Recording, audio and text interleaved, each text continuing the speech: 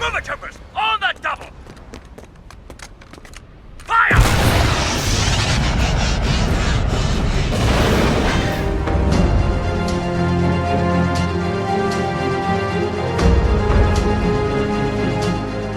Hey guys, this is Luke from the Scoundrels Cantina, and welcome to another LEGO Star Wars MOC review. In this video, I'll be reviewing my Twin Suns MOC, aka Darth Maul's and Obi-Wan's final duel, which took place on Tatooine. Now we know that some people ask us if we consider this as canon for ourselves, and the answer is yes, because Rebels can almost completely coexist with the expanded universe by our opinion, and we simply love it. Also, we think that Obi-Wan's and Darth Maul's last duel was much more thought through in Rebels than it was in the expanded universe, and it was simply very well done.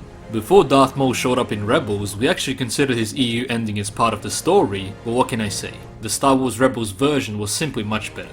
Anyway, if you're not sure what we're talking about here, we have a video on our personal headcanon view on all of Star Wars which you can check out. The link will be in the description down below. First off, I'll be going over the custom minifigs, after which I'll get to the actual MOC review. So anyway, let's begin. Now the first minifig that I added here is not a crucial one, and it's a Tuscan Raider from the T-16 Skyhopper set, whose number is 75081. The Tuscan Raider is more of a fill-in minifig here because the MOC is small and I had trouble filling in the 32x32 base plate because the scene that I wanted to recreate almost has nothing in it except for a few rocks in the background and the campfire. Now the second minifig that I added is a customized Obi-Wan Kenobi, aka Ben Kenobi, who has the whole body and hair from the Mos Eisley Cantina version of him, the set number being 75052, and the face of the 2011 Millennium Falcon version of him, whose set number is 7965. Kenobi is a must-have if you want to recreate the scene from the Twin Suns episode, although you don't need to customize him, but I just did that because I think he would look better. And now the last minifig up is my very own Star Wars Rebels Desert Darth Maul, which I think simply looks both awesome and accurate. Here are all the minifigs that I needed to make Maul the way I did here, so let's call this custom minifig builder bonus to my Twin Suns MOC. Kenobi.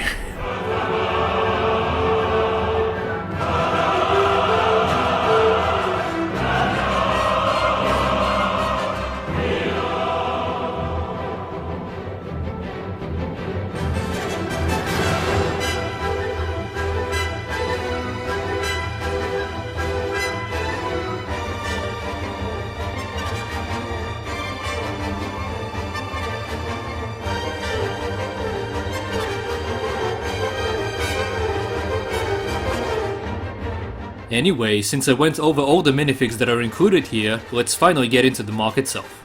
As you can see, I put the minifigs onto their places because the MOC is basically nothing without them, and by my thoughts, it's nothing special, but I made it anyway simply because I like the whole idea of it. Also, as you can see, I just added a lot of stuff everywhere you look so that it's not too plain and simple, but I'll get into the details soon enough. Keep in mind that I have a limited supply of LEGO because almost everything in my collection has already been used for something, and this MOC is basically made out of my spare pieces. Anyway, this is the campfire where I specifically wanted to use some grey and dark grey pieces for the rocks surrounding the fire so that there are a bit more colors to it. The actual fire is made out of a few red, orange and yellow translucent studs, and also two types of fire pieces as well as some sticks to keep it lit, as we saw when Obi-Wan was sitting next to it. Anyway, this here is supposed to be the power converter that charged up Chopper after he ran out of power. It's a very simple design, and basically when I was making this, I was looking for as many details as possible in the episode. Now the crate that you see here is not actually accurate, but I just added it because the MOC would have been very empty because adding more background details with dark beige pieces is simply not good enough for me. Also, as you can see, this satchel is meant to be Obi-Wan Kenobi's life support when walking the deserts of Tatooine. When I watched Twin Suns, I noticed that in the background when Obi-Wan was talking to Ezra Bridger there were some types of plants, so that is why I added them to this MOC,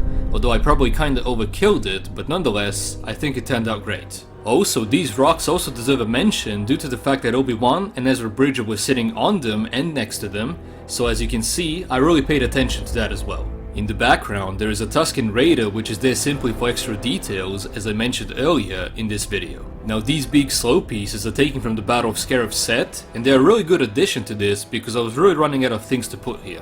Now we're finally coming to the main part, which is the anticipation of Obi-Wan's and Darth Maul's duel. As you probably noticed, the scene that I recreated here is when we, the audience, are looking at them from the side as they prepare for the final duel. I put Obi-Wan Kenobi in his iconic Sarasa form of lightsaber combat, which I think turned out great here in LEGO.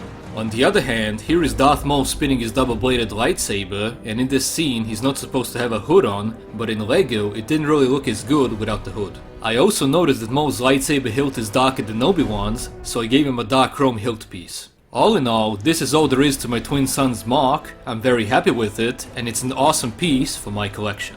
Anyway guys, this is it on the MOC review, and I hope you all enjoyed it, and if you did, be sure to check out our other videos and subscribe. The link for a MOC review playlist will be in the description down below, as well as the links to a custom minifigure and set review playlists. Before we end this, be sure to check out my room tour video in which you can see my whole LEGO Star Wars collection, and after you watch it, tell us in the comments down below what you want us to review next. The link for it is also below, and we hope you enjoyed the slideshow now at the end. Anyway, remember guys, God is awesome, may the Force be with you always, and we'll see you in another video. You Rebel Scum. Have an awesome day, bye bye.